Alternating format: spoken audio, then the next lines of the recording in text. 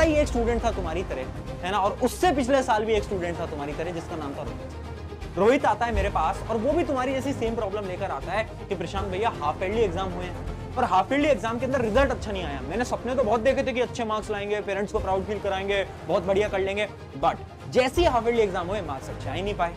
अब मुझे ना डर लग रहा है क्या फाइनल एग्जाम के अंदर मैं अच्छे मार्क्स लेके आ पाऊंगा भी या नहीं लेके आ पाऊंगा। मैंने उस स्टूडेंट से सिर्फ 3 सवाल पूछे और जिस दिन उसे तीनों सवाल के आंसर मिल गए ना, उस दिन के बाद उसने इतनी डेडिकेशन से पढ़ाई करी कि उसका जो फाइनल रिजल्ट था ना वो 95% से भी ज्यादा था। तो सुनना एक एक करके वो तीनों सवाल, और इन तीनों सवाल के आंसर आपको आज अभी के अभी कमेंट में देने हैं। देखो, पहला सवाल मैंने पूछा, रोहित मुझे एक बात बता, क्या तुझे लगता है कि तू आज से अगले 3 महीने तक इतनी मेहनत करेगा जितनी तूने अपने जीवन में कभी ना करी हो और तू बहुत अच्छे मार्क्स लेके आएगा? क्या तुझे खुद को लगता है कि तू मेहनत कर सकता है? खुद से तुम्हें सवाल पूछना है आज। रोहित ने बोला कि भैया कर तो सकता हूं, मुझे खुद पे भरोसा है, पता नहीं अंदर से मुझे लगता है कि हाँ मैं कर लूंगा।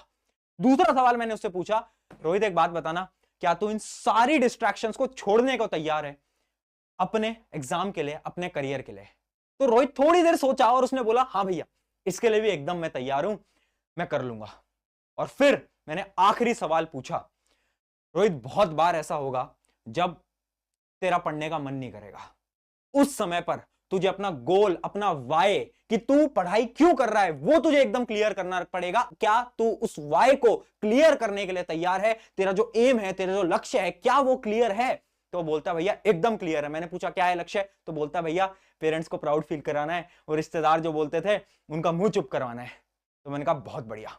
अगर इन तीनों क्वेश्चंस का आंसर आपने भी यस दिया ना, तो इसका मतलब है कि तुम भी आज के समय पर रोहित वाली सिचुएशन में हो। नंबर रोहित के हाफ ईयरली में बहुत कम थे, उसको भी लग रहा था कुछ नहीं हो पाएगा, बट जब उसको पता चला ना कि 3 चीजें इंपॉर्टेंट है, बस 3 चीजें, तुम्हारा गोल इंपॉर्टेंट है, तुम्हारा वाई इंपॉर्टेंट है, तुम्हारी डेडिकेशन इंपॉर्टेंट है और सारे डिस्ट्रैक्शंस को छोड़ना इंपॉर्टेंट है। अगर इन तीनों का आंसर तुम्हारा यस है, पहले कमेंट करके बता भी देना क्या इनका आंसर यस है। क्या तुम्हें लगता है तुम कर पाओगे? अगर तुम्हें लग रहा है ना दोस्तों, तुम कर जाओगे।